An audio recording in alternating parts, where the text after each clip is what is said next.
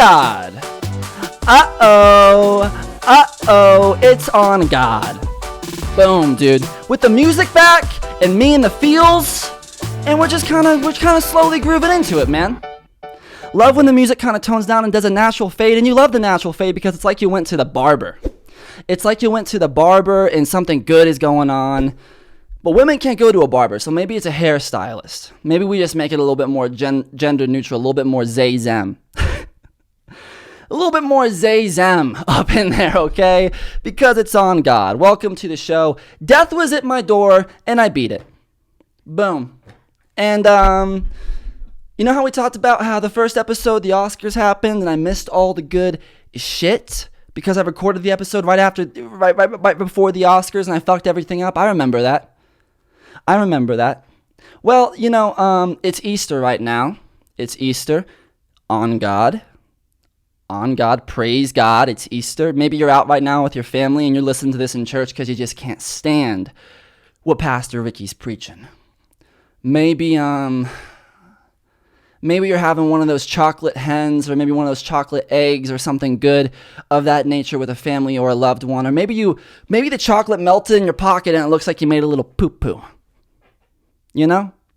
Maybe that's happened to me before. You put a Hershey chocolate in your back pocket and it looks like a little bit of poo-poo. But here's the thing, poo-poo wouldn't even look like that if you poo-pooed your pants. Because if you poop your pants, unless you really stinker it up, and I know we're just getting right into it off the gate, but I beat death and we're getting there. But if you were to actually poop your pants, I don't think you'd see the stain at first. You'd have to let it simmer to see the stain. And I know we're starting off with the gross shit, but it's Easter and a man died 3 days ago. A man died 3 days ago, and I've been going to therapy, and when I was in therapy on Good Friday, and we were talking a lot about death, and he said, it's kind of fun, my therapist said, it's kind of funny we're talking about death because it's Good Friday, and I said, how is that funny? Because a dude was stapled to a tree? He died on this day, and I almost died a week ago. So I think the whole thing with the show is that things aren't going to go the way you plan. There's going to be some twists and turns, and it's kind of like when you're at the beach, man. Don't go against that current, dude. Don't go against that current. Ride with the waves. Ride with the waves, and he's even got upgrades going. He's got headphones, but the headphones were too much for him. Spent money on the headphones. Turns out didn't even need them because he escaped death. I had this meticulous plan for episode 4 to come out on 4/20 because that's the Lord's Day, on God. And that obviously didn't work out because last week your boy was just ridiculously sick. And he tried to make it work, and he tried to find a way to, kind of do the show and post up the show, but it didn't work. So I put out an extra review. Of Tori Pudwell's A Big Bang. The people loved it. Did it do well on TikTok? Yes. Did his P-Rod video go berserk and hit over 10K? Yes, it did. Is the Instagram growing and we're building a following? Indeed it is. And if you got a problem with that, you can shove it. You got a problem, you can do a frontside shove it on that, baby. You can do a frontside shove it wherever you like. And he's a little bit hyper this morning because he's had no cannabis. We're going to get there. It's 4:20. And he's got the cold brew coffee. I got to find some new addictions, man. One is not enough. So I escaped death, never had COVID. I've never had COVID, but if I did have COVID, I would fucking beat that shit like no one's business, dude. Like a stinker in the pants, like a Hershey's chocolate in there, bro. I'd be stinking that shit up. But it would probably kill me, realistically, because your boy's got a stupid, dumb immune system. So when he gets sick like an 80-year-old man. Maybe you got a grandpa, maybe you got a gilf thing. Grandpa, I'd like to fondle. Maybe you got a thing for an older man. Guess what, dude? My immune system, 80. So we're there. We're there, bro. I escaped death, dude. I had a sore throat the day I was supposed to record the goddamn show. I changed the date that I record the show so I could be more modern, be more in with the news, with the time. It's a lot more editing. It's more stressful, but I did it. And I was completely healthy the day before, woke up the day to record the show, couldn't even speak because of the sore throat. Oh, he escaped death. He escaped death. And that's on God, dude, because it's Easter. And is he maybe the Son of Man? Is he possibly similar to Jesus Christ? Yeah. Because if you're a Christian, then you would know that we all are. And I'm not even a Christian, but I got some of that Jesus in me. It's kind of strange how people will talk about, do you have the Lord in you? Well, do I want the Lord in me? What does that mean? And they'll be singing, what's that one song? It's like, Christ come in me all day. Lord, please. I don't know the exact song, but it's something. They're always asking Christ to come. And they'll even say, come inside, glory abides. And it's like, dude, I can't fucking do this shit, man, because we're obviously talking about something kinkier here. And Jesus, I got no hate against Jesus, but he was brutally murdered and stapled to a tree, And I like to follow people that are strong. I like to follow The Rock. I like to follow The Rock a lot because he'll post the sushi train, dude. I'm vegan and I still got love for his sushi train. He eats a whole train of sushi. And here's the thing, dude. He posted a video the other day. I'll play the clip on here. I completely devour this amazing sushi train that I just put together that's getting ready to leave the station. This has no chance of surviving. He said doesn't stand a chance, or like no chance of it staying alive. The fish is already dead, Rock. This ain't a live fucking lobster, bro. The fish is already dead. No chance of surviving. So I escaped death, and I had this, specific plan. I'm going to release episode 4 on 420. It's going to be an extravaganza because I always do a 420 extravaganza. Well, was not going with the waves, was going against the current, and your boy fucked up. Here's to fucking up. Maybe you're here tonight, and then maybe we put the piano in the back like it's a church service, right? So we'll say, hey, can the dude with the keys can he come back here? Yeah. Maybe you're here tonight and you fucked up a time or two. Cheers, dude. Because you know what? You're gonna fuck up again. There's gonna be more fucking up where that came from. So cheers, and let's just enjoy the fuck up, dude. Cheers. It's episode 3. So yeah, man, that was kind of frustrating, dude. That was kind of frustrating, that not working out. But you realize in life you got to roll with the punches, and sometimes things aren't always going to go the way you planned. Things aren't always going to go the way you planned. Apparently, that makes a lot of sense that things wouldn't go as planned. I don't know, dude. It's been crazy out here. But I escaped death. What else has been new with me? I went to Target yesterday, and I got just the most ridiculous piece for the studio. You might even hear it. I have a fridge in the studio now. It's so dumb. It's right there. Did you hear the slap? Because he's got a fridge in the studio. Cold beverages, bevies. Is that what they call them? I think people just call them bevs. And that's more of a frat boy thing. More of a frat boy kind of thing to call it a bev. But we got bevs in here, and I went to Target.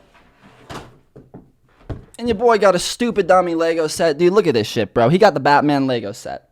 Did he assemble it in 2 hours? Yes. Is it ridiculously good looking and cool?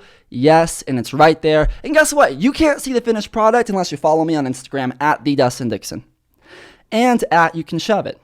So thanks for all the love over there, man. Like, comment, smash the subscribe button, dude. Shove that subscribe button, man. Show it who's boss. Maybe you did a shove it and you hit a crack in the concrete. You fell and you're hurt, dude. Well, you know what you can do? You can take out that anger on the subscribe button.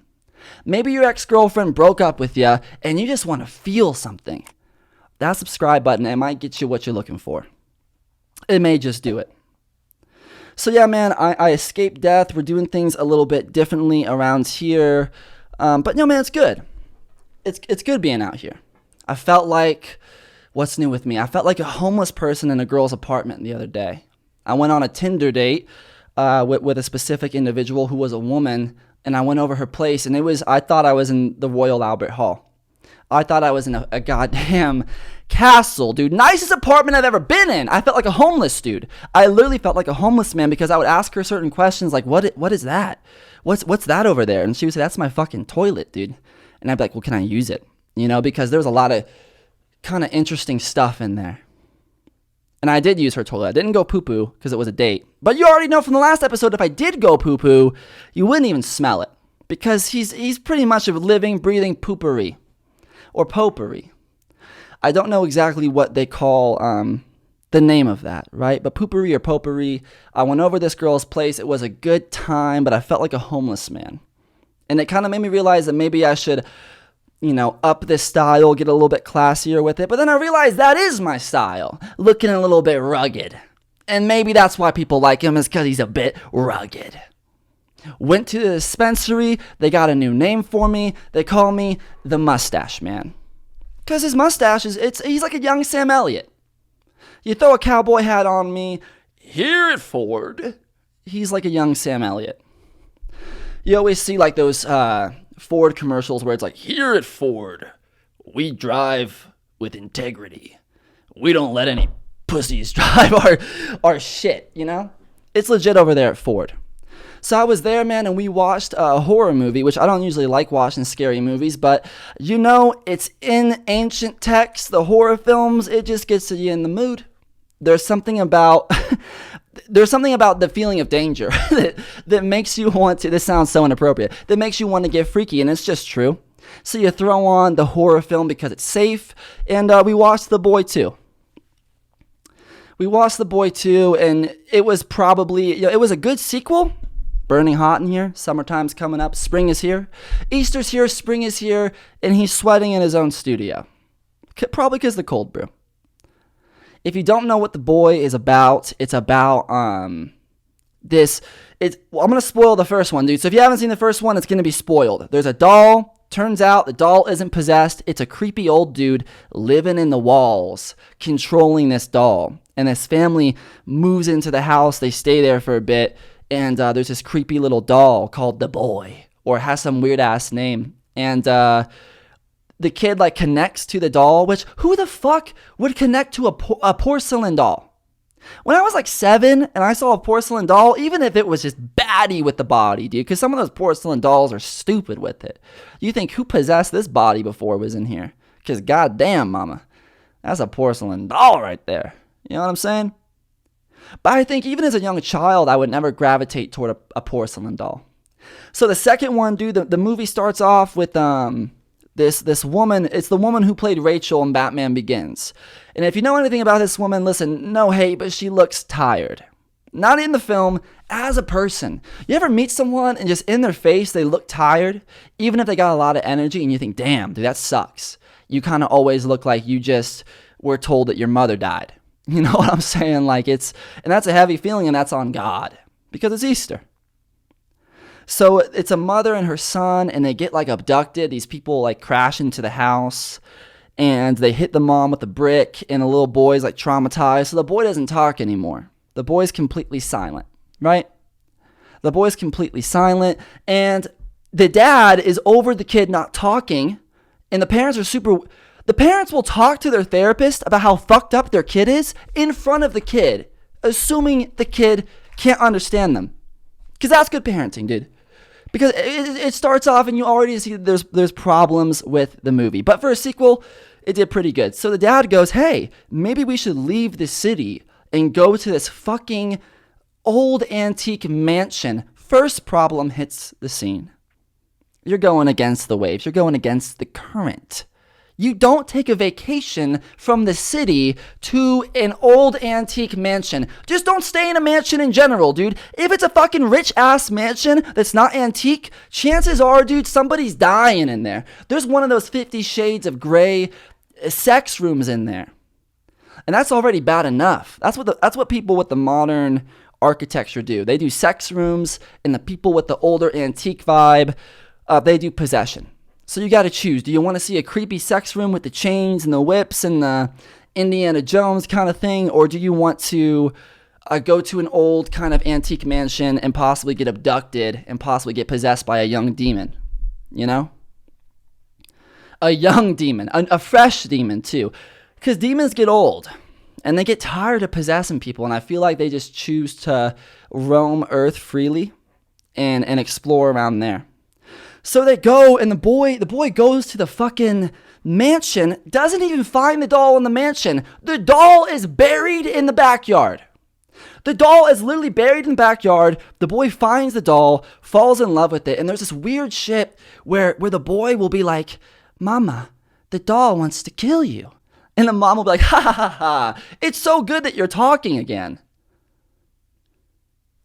You're not gonna dude, here's the best example, dude. Here's the best fucking example.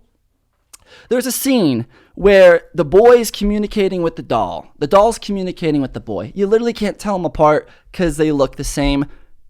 If my kid found a doll in the backyard buried, brought it to me, and it looked just like my kid, I would have the kid maybe get a haircut, maybe do a faux hawk or a buzz cut, throw some Air Jordans on instead of, I don't even know if that's a shoe, right? Because I'm not really big with the Nike shit. I ordered something from New Balance. It's been 3 weeks, hasn't even shipped yet. So maybe I should have been with Nike. But throw some Nikes on the kid, make him look different. But they have the doll sleep in the bed with them. They have all this weird shit. But there's one particular scene where the mom gets drawn in to the doll. The doll leaves all these little clues, and the mom goes back into the house from the first movie, and she's going around and you see all these weird rules and statements the doll has made, and she goes into the room, and her son, dude, her only son with all of these issues is wearing a cutout of the doll's face like a mask, and he hasn't spoken in so long, and he just goes, "Mama, you've made it here." And she's like, "Oh my God, he's talking." What? What? You just got drawn in by a demonic doll. You go through an attic. You see all the creepy, weird shit that he's wrote down. He stayed in there. And your son literally has a porcelain doll wrapped up on his face. And the first thing you can think is, oh, good, Johnny's talking again. You're a bad mother. You're a bad mother. And then even on top of that, the husband finds her later with the kid, and the husband's like, I don't really see a problem with it. Oh my God, dude, how bad are parents? They're teaching their kids about the fucking sex at a young age, and now they're letting them get possessed by goddamn dolls. You know what I'm saying? Yeah, you do know what I'm saying. So it was a pretty good movie, dude. It wasn't that scary. It was just more so scary how much a mother could let something cruel happen to her baby without even knowing. And what's weird about horror movies like that is like it's always something very realistic until the last 15 minutes of the movie, and then there's like a bunch of CGI and like the demons are coming. Almost choked. He's gonna do the body armor. Body armor with the cold brew. Kind of a gross combo if you think about it, but your boy's keeping it gross. So yeah, man, that's kind of what happened with me. Is there gonna be a second date? I don't know, because I was looking like a homeless man in the apartment, but I just couldn't get over that movie, dude. I could not get over that fucking film. You got a little baby, you got a boy putting on the mask of a doll, and a mother not even caring. And I encourage you to go watch the movie because it's bewildered. Don't even know what bewildered means, but it's bewildered with problems from the parents. Of the parents just being like, dude, you shouldn't maybe talk about how your son's a psychopath in front of your son. And there's things the kid will do, like the doll will flip like a 200-pound table. And they'll walk in and they'll see their son and they'll be like, oh, so you did that because you were angry. What kid can flip a fucking table, dude? Ridiculous. But anyways, your boy just released the P-Rod review. You know, P-Rod followed him, the Toy Puddle review. That was super sick. I probably already mentioned this, but just destroy that subscribe button for it, man. Just destroy that subscribe button because there's more reviews on the way. And I'm super stoked on the reviews and kind of where all this shit's going because we're getting back in the groove. Dude. Had to take a quick little potty break, but you know what it is, dude. I keep it so real. Coachella is this weekend. It's happening right now over Easter, which is funny that it happens over Easter because Coachella is so, I don't know, man. Like, I'm surprised Coachella hasn't turned into a furry convention. Because people, oh, dude, there was a furry convention at my work. There was a furry convention, or I guess what you call a group meetup, or we're going to call it a convention, dude, because they were learning literature there. I'm at my job with a coworker. I see a bunch of furries, and I'm talking about how, you know, people on the furry, they'll growl at you. You would never think that another human would growl at you, but when you see somebody dressed up as a tiger, you'll go, you know, hey man, could you scooch over? And they'll go, "Arr, arr." And you're like, what the fuck was that, dude? I just asked you if you could scooch over. That's a furry. So Coachella, dude, it's filled with the furries right now. And music itself has kind of just turned into this weird fashion, drama, politics paradox. It's not really even about music anymore. Like you fucking watch the Grammys and there's just a bunch of people in Gucci and all they talk about is the outfits they're wearing and how sexual they look. Who fucking cares, dude? I just want to hear a good song. My ex used to say I use my hands too much, but I just got the dummy charisma. Charisma, baby. You know what I'm talking about? Yeah, you do. The dude from that 70s show says it, charisma, because the Mexican people, they say things a little bit differently, and that's not racist, that's just me speaking the truth. A charisma. I got stupid charisma, and I got passion like your poppy. You know what I'm saying? I got that passion poppy.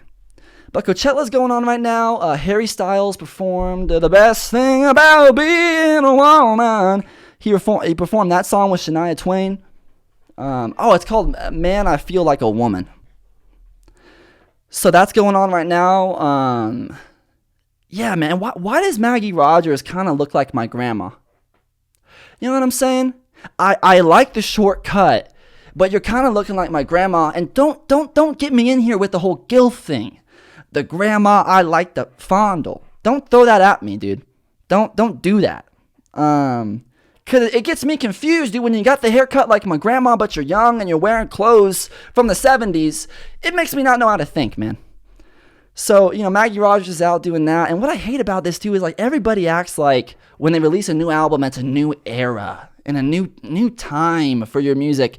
Maybe just release an album and be the same.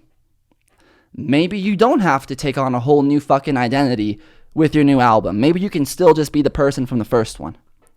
But I get it, people are changing and there's blah, blah, blah. But I'm just saying, dude, Maggie Rogers views everything like it's poetry.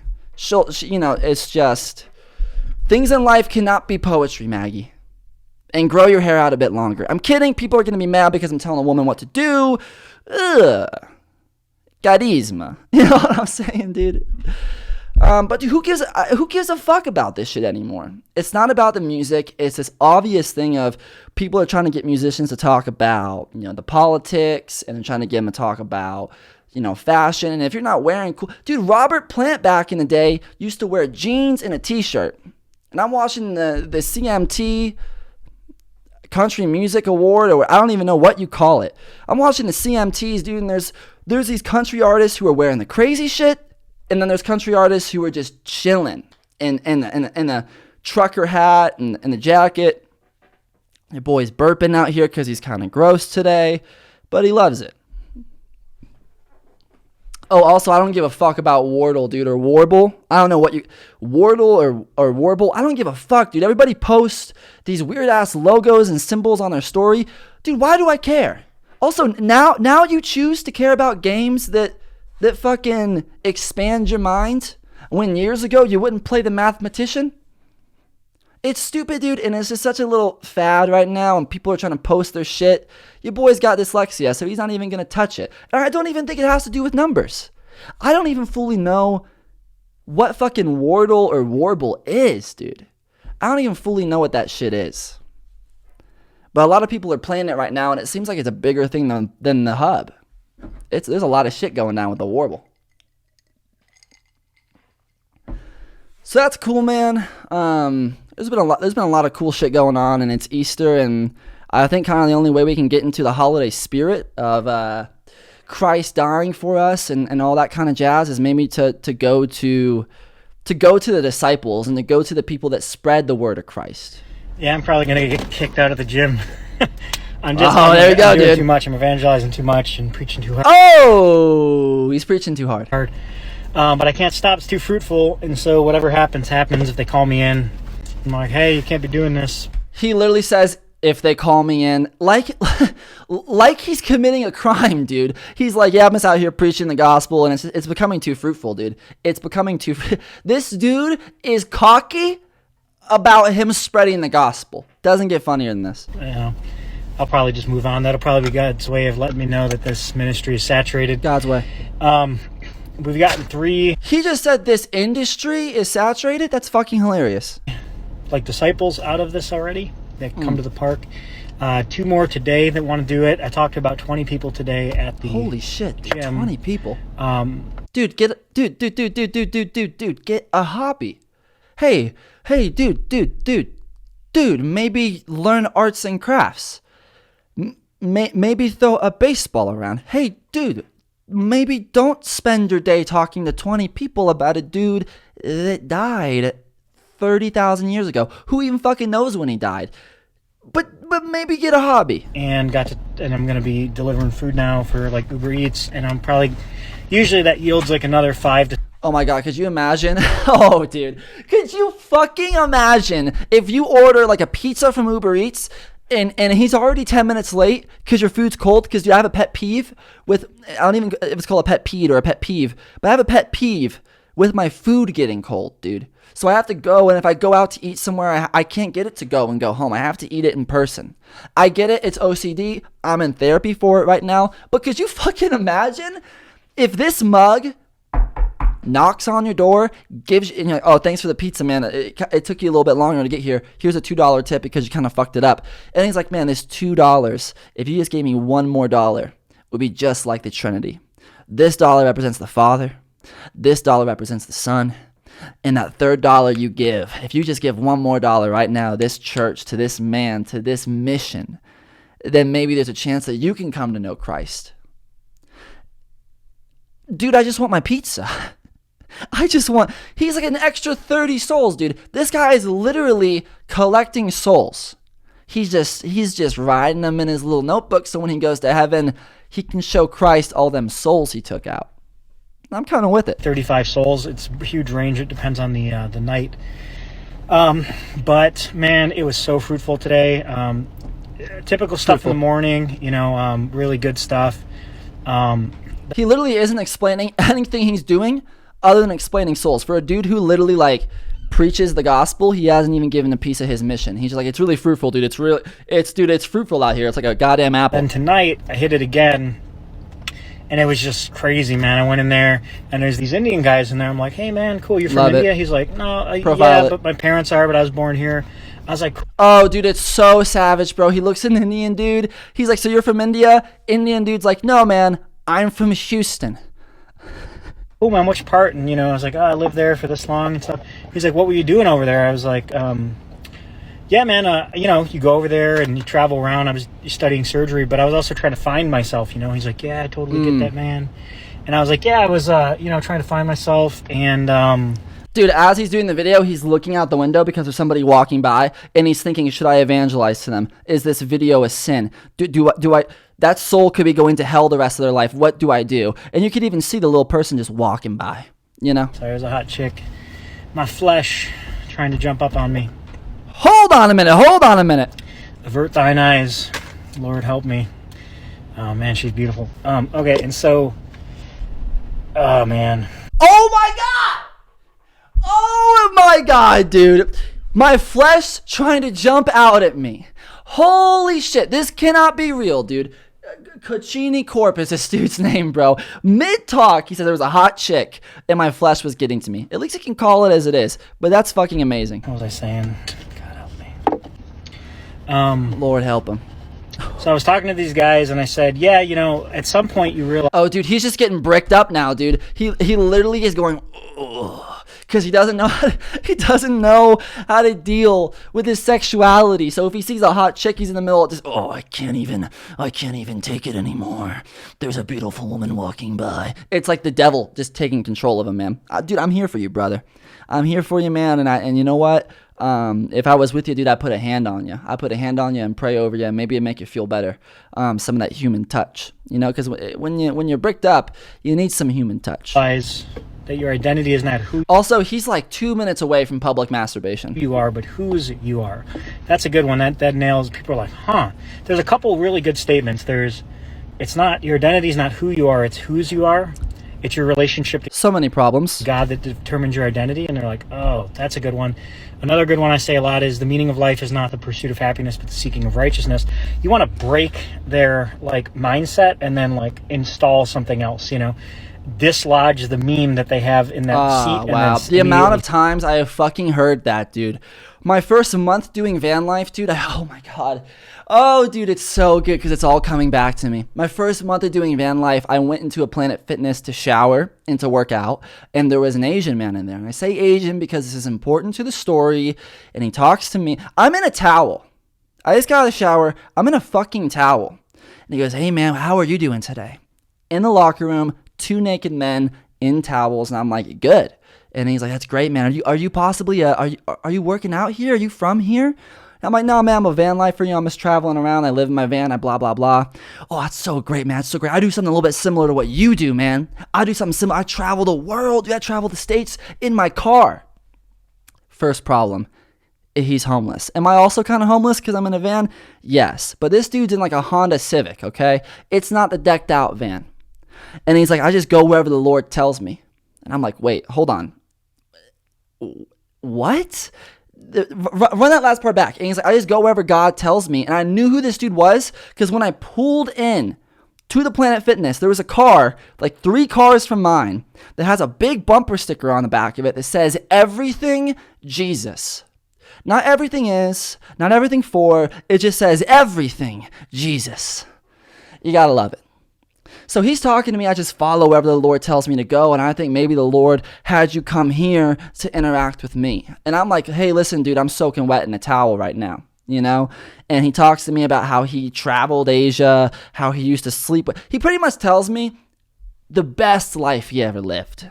I used to party, and I had the biddies by me, and it was a good time. And then I had a midlife crisis. I follow Christ now. It's a midlife Christ-is. You know what I'm saying? Some of that shit, right? So he talks to me, and he tries to give me a brochure, and I was just like, hey, man, we're in a locker room naked right now. And he was like, yeah. And I was like, I could put this in my pocket, but I'm in a towel. And he's like, yeah. And I was like, that was it. He didn't even try to preach to me. Well, he did. He said, are you a Christian or what are you? I said, I used to be a Christian. And he goes, oh. He freaks the fuck out, right? I'm like, I used to be a Christian, but now I'm an atheist, but I kind of see the world, you know, through some mushroom trips I've had, I've seen the world a little bit different, right? And of course he doesn't want to hear that. And he's like, yeah, man, well, we try to find satisfaction in so many things that aren't Christ. But when we find that satisfaction in Christ, it's such a spiritual high. And that's really not the case. That's literally, dude, you're so sober that it's twisting your mind up. You're going against the current. Just let the waves take you, brother. Let the waves take you wherever you need to go. So anyways, I know a thing or two about somebody preaching the gospel to Set me. a new meme in there and like put a rock in their shoe. They'll walk around, think about that. And the guy literally said, he's like, that's deep. And I was like, yeah, man. And so he's like, man, that's crazy. And we talked back and forth, and he was just listening, kind of like open. Then he leaves, and that was a good seed. And everyone else in there, of course, heard it too. And there was like, He probably said that because he was fucking ready for you to die. pack, like 12 people in there. Then this other guy's like, yeah, well, what about this? And I'm like, yeah, this, and this. And we go back and forth, you know? And again, Oh my God, everyone's hearing dude. it. New people. You cannot be bricked up and say it was a good seed. Oh, dude, dude, talk to that guy. He didn't accept Christ, but he walked away. It was good. I planted my seed in him. Come in, old people go out. It's like, it's so fruitful. Then I leave, and that guy follows me out, and we talk for another like 30 minutes just sitting in the chairs. And then another guy who was listening comes out, sits in the seat, wanted to meet me after. Both of them gave me their number so they can Say come to the fruitful park again, and dude. talk. They're like kind of questioning in the middle, but open. And man, it's just so fruitful. Praise God, man. This is awesome. Get up. Listen, dude, this guy thinks...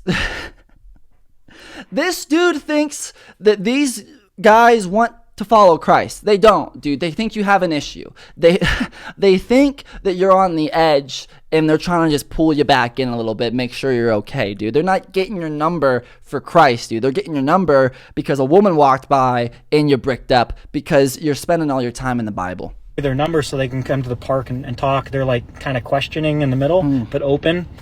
And man, it's just so fruitful. Praise God, man. This is awesome. How Get long out is there this and video? do this stuff, guys. They don't bite, you know. It's not that scary. Hold on, dude. So the whole point, dude, oh my God, dude.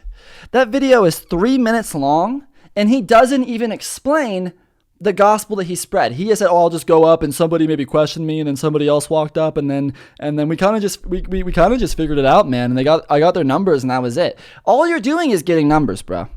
That's all you're doing. Oh my God, dude, that shit, literally, dude, that shit is so crazy, but it's fucking hilarious because I used to do shit like that. I used to walk up to a random individual and be like, "Hey man, are you good? Because God called me to speak to you."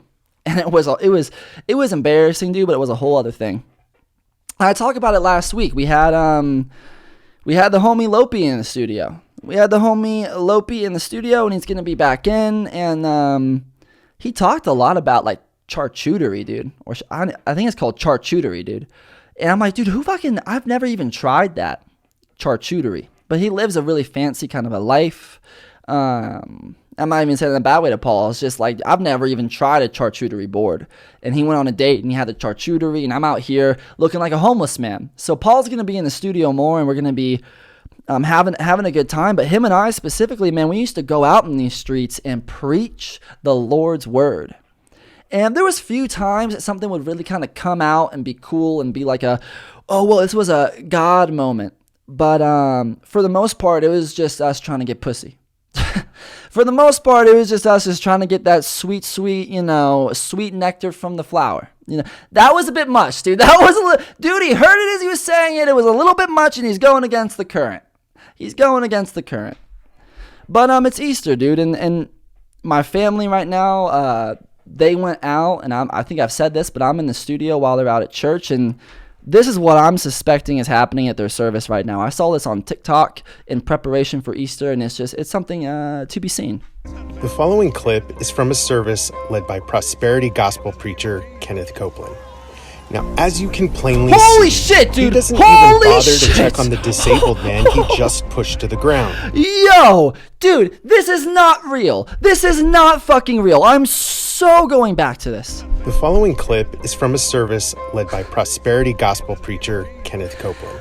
Oh, dude, the filmer with that was so genius because he starts it off just thinking he's a regular guy, and you zoom it down and just, dude, that's unbelievable. Now, as you can plainly see, he doesn't even bother to check on the disabled man he just pushed to the ground.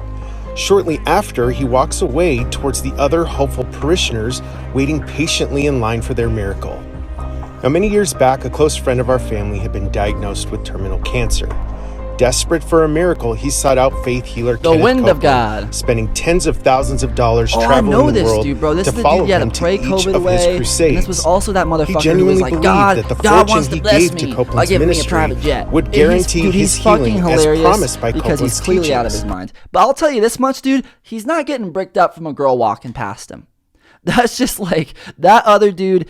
You need to go on the hub and build some of that tolerance, bro. You got to build that shit up because it's ridiculous. And don't wear sweatpants to the gym. But back to the dude who's pushing the disabled. Each of his crusades, he genuinely believed that the fortune he gave to Copeland's ministry would guarantee his healing as promised by Copeland's teachings. He dude, the people there are so away still believing that money plus faith would equal a miraculous healing. And no one will ever convince me that this is what Christ intended. But hit the plus sign because starting this weekend, I'm doing a deep dive into Pastor Copeland and the many leaders of the prosperity gospel. I love how he used all that to be like, yeah, man, and just smash that subscribe button. Dude, it's crazy the shit that preachers will do these days, man. They have no problem pushing a grown-ass man in a wheelchair to the ground if it's for Christ. It's like that dude who was like, baby Billy was really going off the rails, so Christ told me to bop him. So I punched him in the face. And he said, Pastor, I needed that. It's just it's another level with these people. It's another level. But outside of the crazy bull, well, honestly, dude, I don't even know what to make of that. I don't even know what to make of just Christianity has gone too far. It's I don't even know what to make of it. It gives me a headache. But yeah, dude. It's literally sometimes I think, how did I believe that as a child? Because I was huge on the Pentecostal shit, man. Because there's something about, like, if I'm going to do something, man, I'm going to do it to the fullest degree. And it's like, would I rather just sit and be bored in a service, or would I rather be pushing some motherfuckers over? I'd rather be pushing some motherfuckers over. And when you're in a Pentecostal church, everybody's hugging you and touching you, and it's like one bad day away from an orgy. A Pentecostal church is one bad day away from just an orgy. And that's okay to say, because they're real handsy with it. You know what I'm saying? Speaking of one step away, dude, Will Smith, bro. This dude, honestly, we're just finding out in time that the more you act up, the more blessing comes your way. Because Will Smith, dude, he's banned from the Oscars for a decade. And you bet your bottom dollar, you can bet your ass that next year, because Will's banned, but Jada isn't. And I guarantee you next year, we're going to see your boy rolling in, not your boy, look at him fucking it up, his own bit. We're going to see Jada pulling through with August. We're going to see that at the Oscars here soon. It's going to be Jada in August, and Will's going to be at home, and he's going to be pissed. But is it really even a punishment? Because he can still get an award. Like, everyone talks about how bullshit the Oscars is because it's dumb, and you gotta get your clothes on for it. You gotta get pants on, and again with the whole style thing. Most of these fits that people wear aren't comfortable, dude. And you want to be comfy. So now Will Smith, dude, he resigned from the Academy, but he could still win an Oscar, and he can win it from the privacy of his own home. That's some baller shit, dude. And I don't even fucking like Will Smith anymore because he's up on stage smacking comics. But that's some baller shit. Could you imagine if that was like, oh, hey, dude, you can win all these awards and you don't have to do the shitty part. You don't have to go and go, oh, man, this is so much fun. You don't have to do that bullshit. It's a blessing. But, man, every week there's something new about how Jada, like, recently, she's like, I never wanted to marry Will Smith. Oh, so you're a bitch? So you've been with him this long and you do the open relationship because you're just a bitch? Yeah, that's exactly what it is. And there's a video I watched, too, of Will being like... oh my God, dude. He did this whole fucking thing where he spent 3 years prepping a documentary crew to do like a movie about Jada. I hired a team to orchestrate her 40th birthday. I had hired a documentary team. I traced mommy's family roots. Her 40th birthday was going to be my thing. It was going to be a splash. It was going to be a splash. Mary J. Blige performed. I debuted the film, all of that. It was going to be the thing that lifted her out of this midlife crisis, and it was going to be my deepest, most beautiful proclamation of love, and we did it. And I had found tapes of Jada's grandmother, and her grandmother had recorded these voice messages over the last 8 months of her life. Wow. And it was tapes that Jada had never heard. Wow. So just wait and see. I just wanted to have intimate time. Just intimate time. And I was like, well, I'll cancel tomorrow. She was like, it's my birthday. Yeah. Right? And she's told me that the party was the most ridiculous display of my ego. Ooh. And her family history and how far she's come. And on her 40th birthday, he said he played it for her. And she was like, that's the most selfish thing you've ever done. This woman just takes and takes and takes from this man. And pretty soon there's going to be nothing left. Okay? Pretty soon it's just going to be little Willie out here on his own. Nothing to do but sit and mope and cry. He might even go for another slap. I wouldn't be surprised if we see Will Smith in the streets with a paparazzi and he's throwing some smacks at somebody. Maybe somebody plays the Fresh Prince dick in my butt and he gets pissed off, right? West Philadelphia, born and raised. Played it last week. It's original. I could see that shit happening to him. Listen, dude, this is something I got to talk about because I feel a little bit off today and I've been wanting to share this and it's difficult to share. But it's needed because on the show I want to be real and I want to be vulnerable and I make jokes about that, but sometimes you really got to do that shit. So a big part of what I do around here is cannabis, like I'm 100 years old, beautiful, is smoking weed, dude. 420. We got a great sponsor, Live Well Enlightened Health, man. They hook shit up, they make things happen, and Cannabis is wonderful, dude. I call it the original name because your boy's ancient. Your boy's been around since the dawn of time. Reincarnated up to this point That's what I'm saying, bro. I'm just getting better with age, dude. I'm just getting better with age. And the older I get, the better I'm going to look. And when I'm 90 and when I pass and I rebirth, it's going to be even better. So if you don't like this show, you just wait till I reincarnate, dude. Because that new show is going to be ridiculous. But, this thing with cannabis.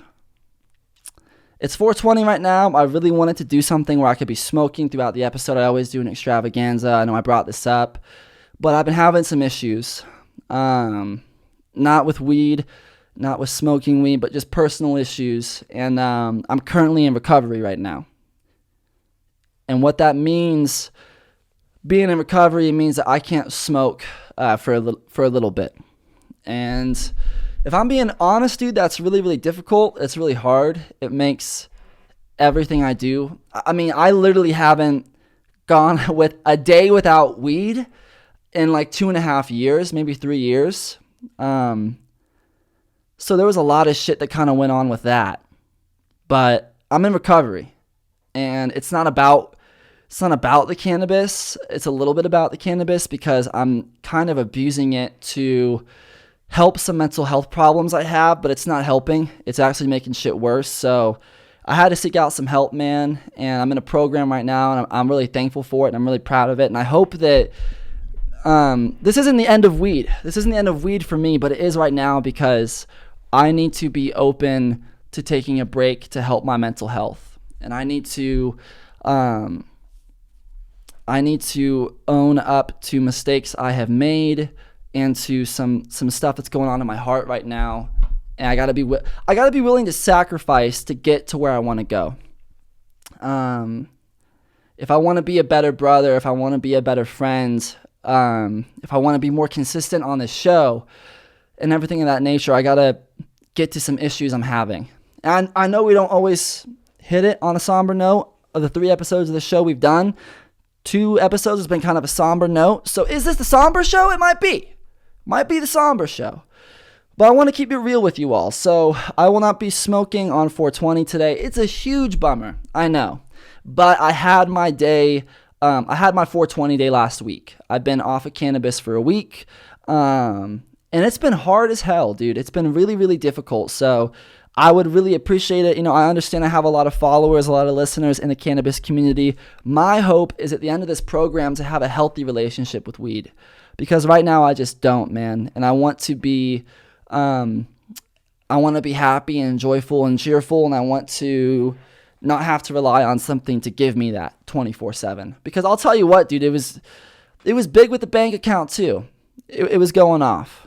So that's what's going on with me right now, and I just ask that, I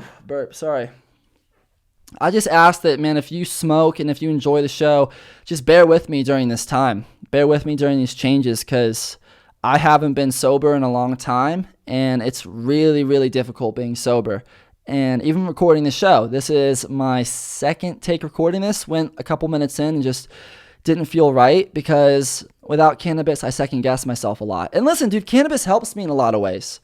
It helps me do a lot of really, really cool things. But I need to take some time off. I need to focus on myself. And in July, I'm looking forward to July. We will be back smoking, doing that good shit. And I don't mean to have this low note on 420, bro. If you're here right now, and if you got a joint in hand, if you got a fucking edible, if you're gonna smoke that shit, you better burn it.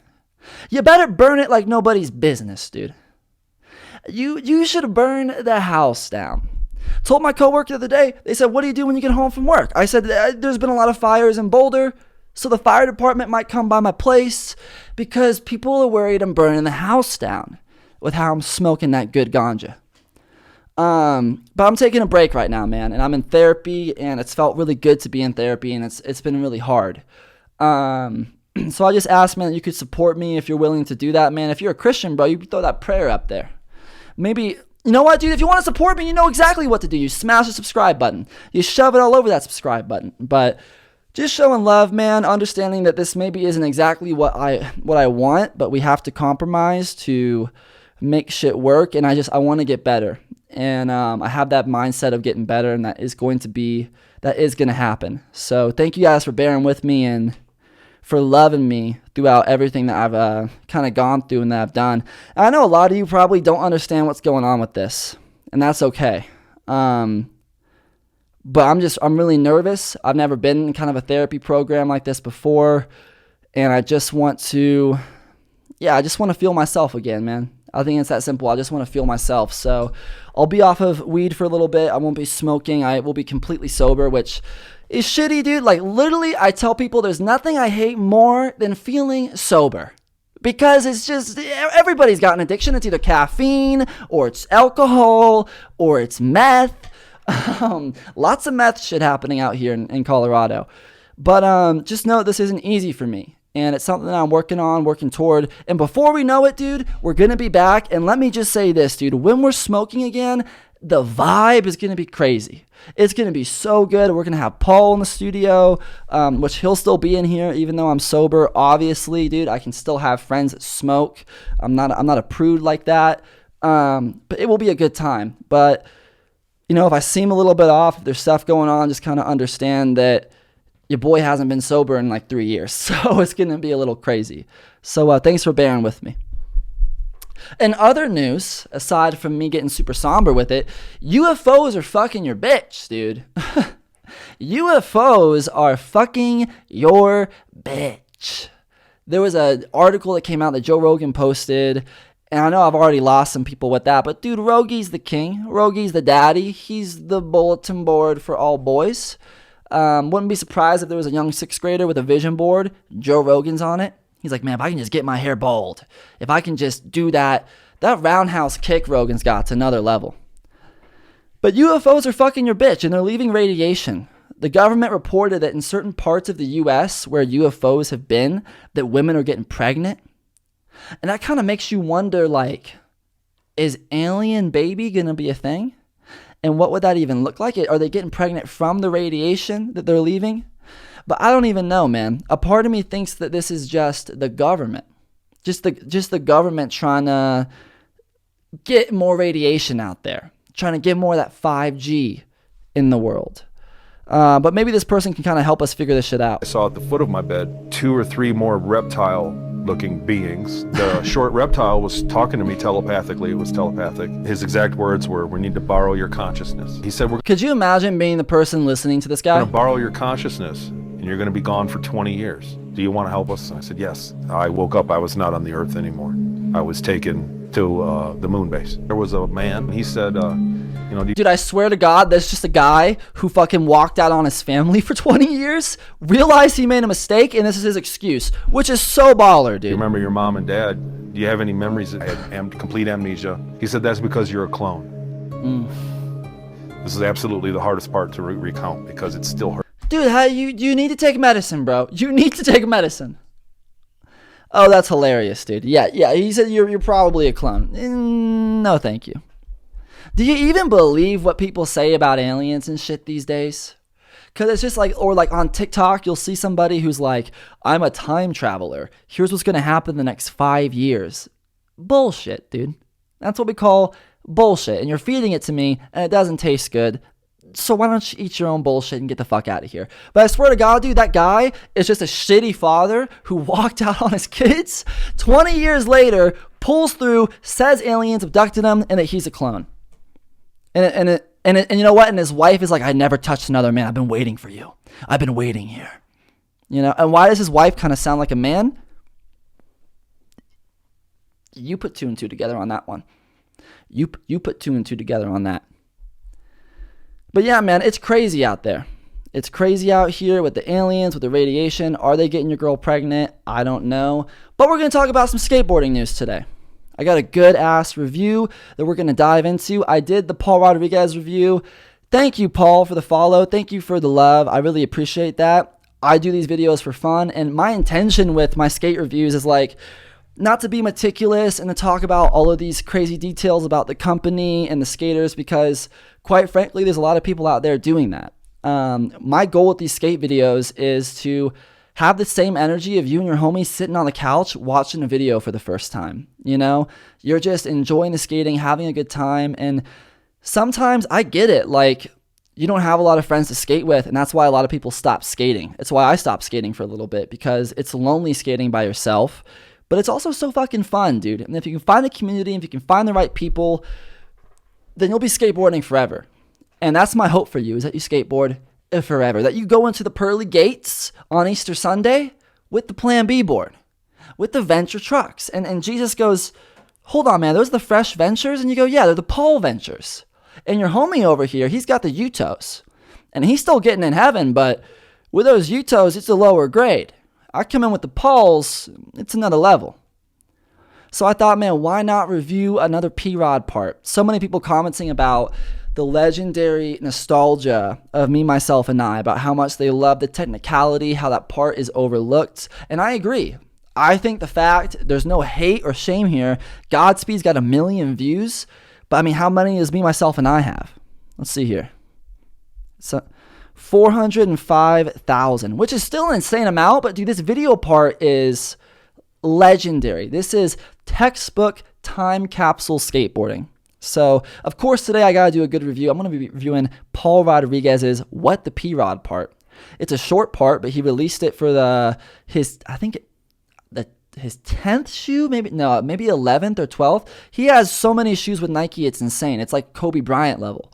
And it's What the P-Rod, which was a Nike Dunk that was a mixture of all of his shoes put together in one. So without further ado, man, this is What the P-Rod by Primitive Skate. You know how the copyright thing works, man. If you want to listen to the full part with the music, with the sounds, go to thrashermagazine.com. I don't even know if it's on there, actually. Go to NikeSB.com, Nike's YouTube, and watch the full part. But until then, this is P-Rod's What the P-Rod.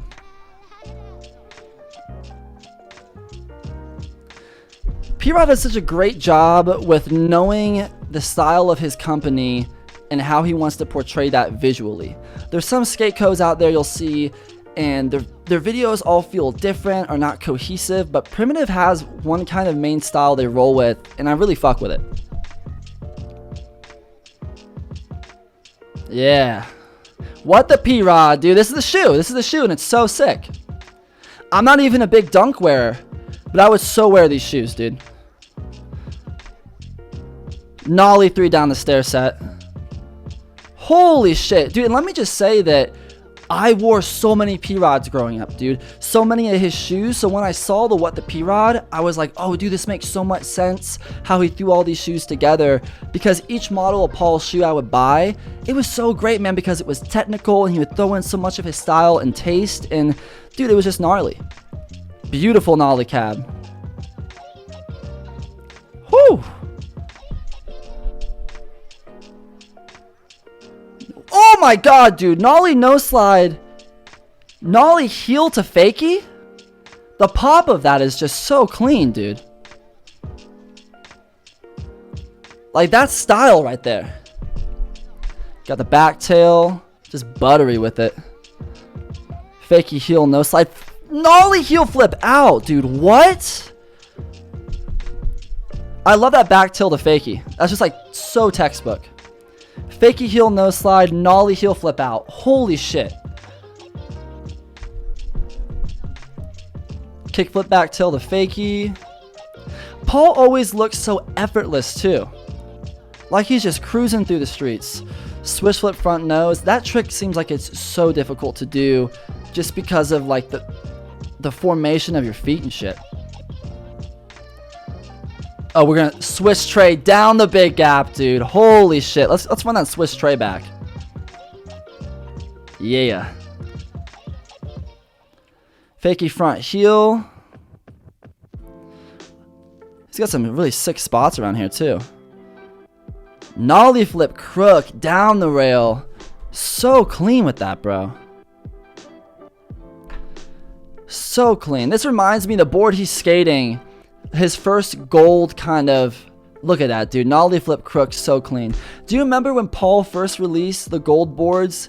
And I don't even think it was with Primitive. It was just a one-off Paul Rodriguez gold foil board. And that kind of started the gold foil again in skating and people using this design. People don't realize that, but I think Paul was he was a person that kind of pushed that into skating. Oh, dude, no way. So sick, bro. What? We got Dubs giving them that love. Yeah, the switch heel out. Let's see this. Switch flip back tail. Switch heel flip out. And it's over the gap.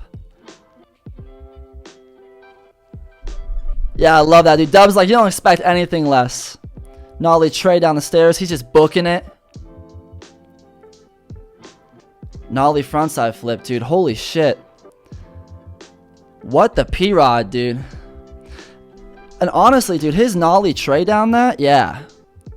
That like it like looked like it was gonna. His Nollie tray looks like it's gonna overflip, and he's gonna like do a 540 flip or some shit like that. Look at this. But he just catches it perfectly. And just the tastiest full send of a Nollie front flip.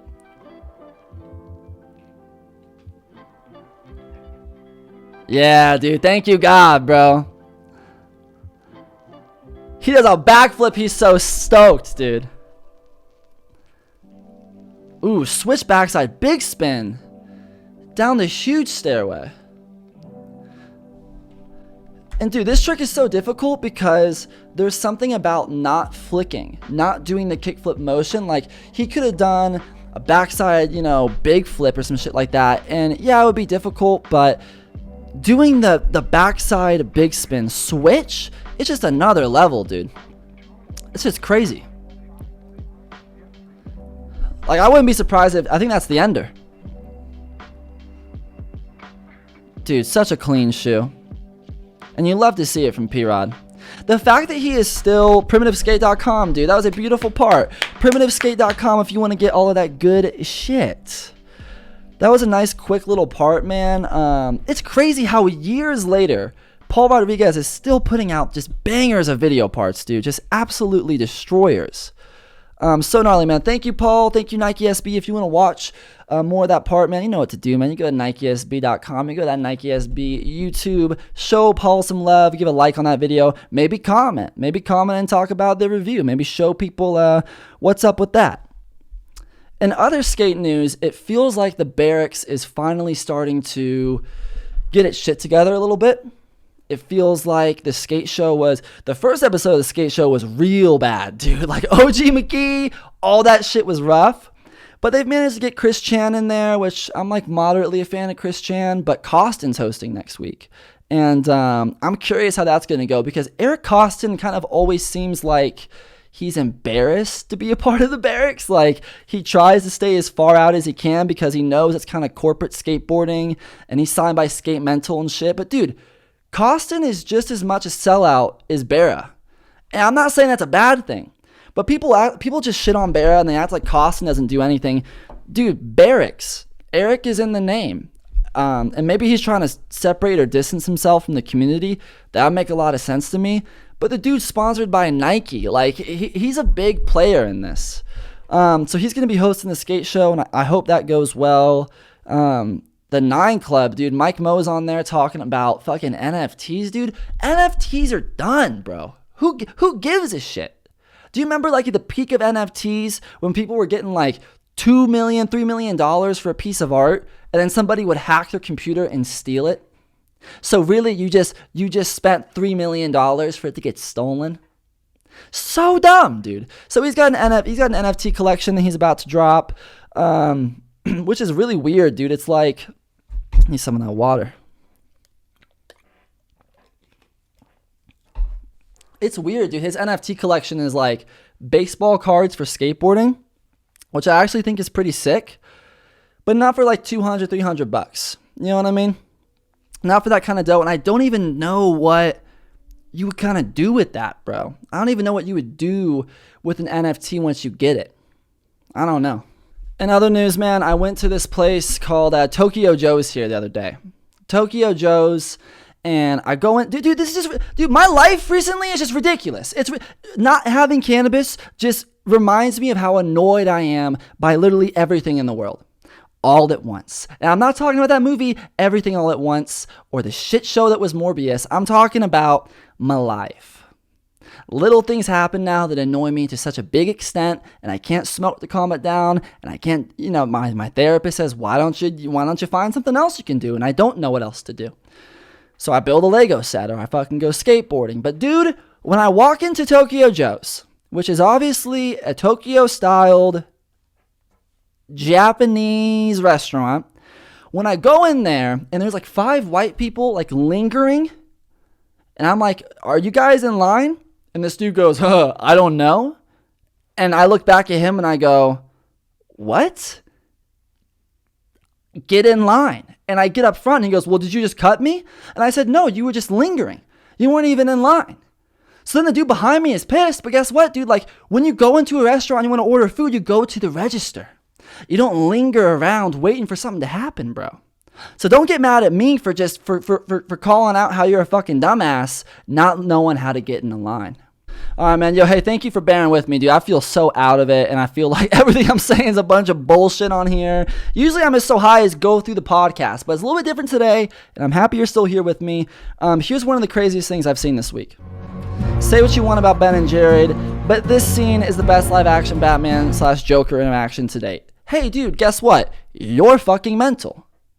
You're fucking mental if you think that Ben Affleck and Jared Leto is the best Batman and Joker interaction yet. Dude, if anything, go watch the deleted scene with Barry Callahan, don't even know his fucking name, is the Joker. Because I love Heath as a Joker, and I think that Christian Bale and Heath Ledger, dude, literally Christian Bale said that once he saw Heath Ledger's performance as the Joker, it made him want to be a better Batman. He said he didn't think he was doing enough as Batman. That's how good this dude is that when he's playing the Joker, other people just want to be better.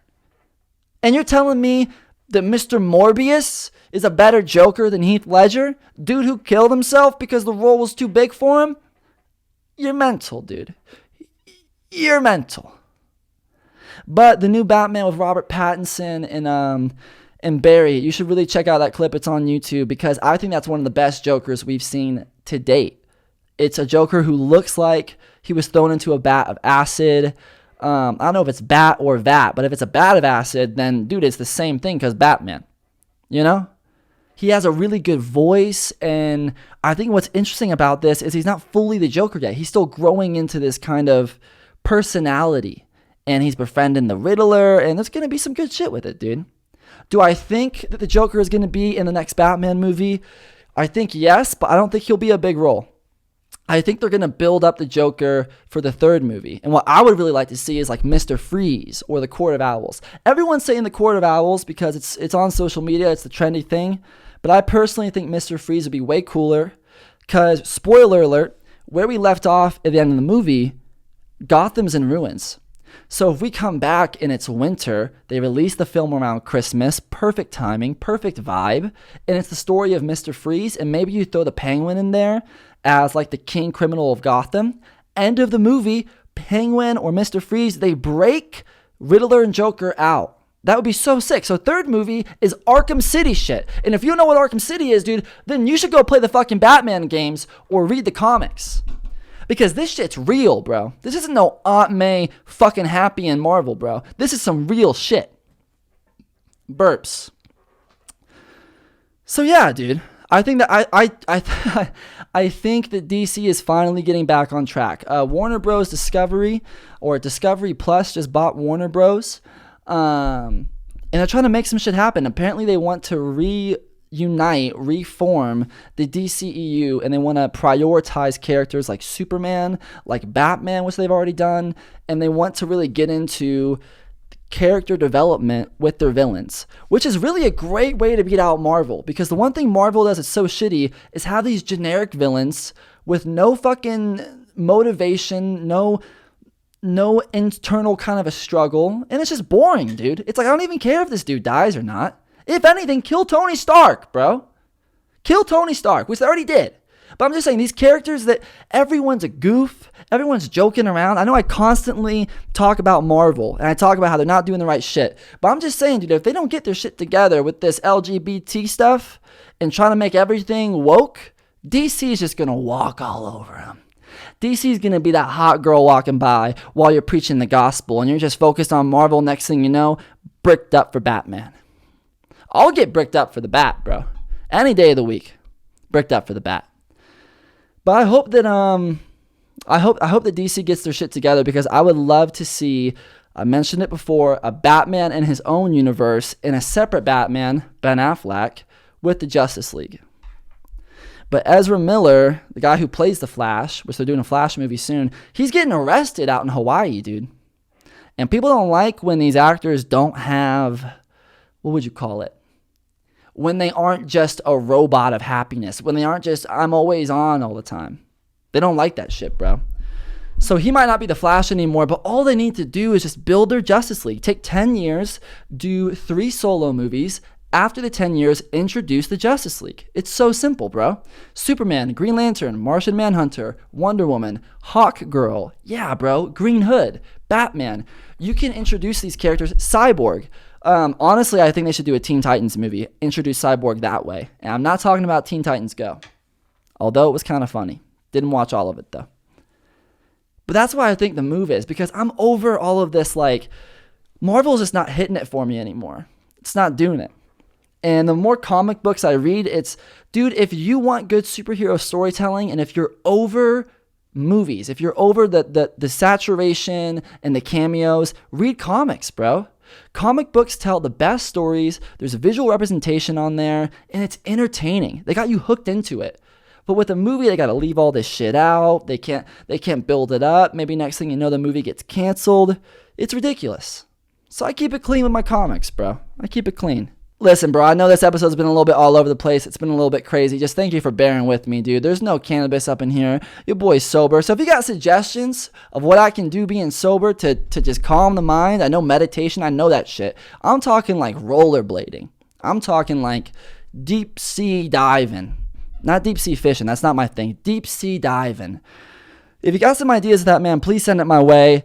Be an absolute gentleman. Be a fancy smancy. And shove that subscribe button, dude. Front side, back side, however you like to do it. Make sure you leave a like. Maybe comment on the video. Maybe say you're there for me because I'm going through one of the hardest times of my life right now. Maybe just say you're there and comment because it's going to boost the views of the video. It's going to boost the views of the video.